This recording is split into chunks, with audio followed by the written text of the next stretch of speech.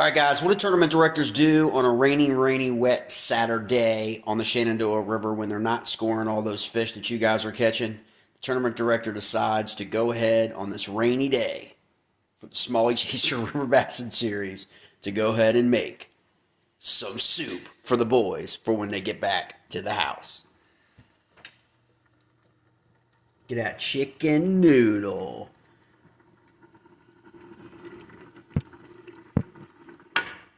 Cooked off some little guys.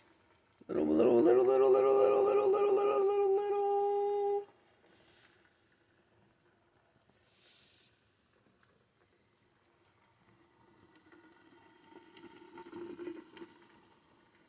For when the boys get back.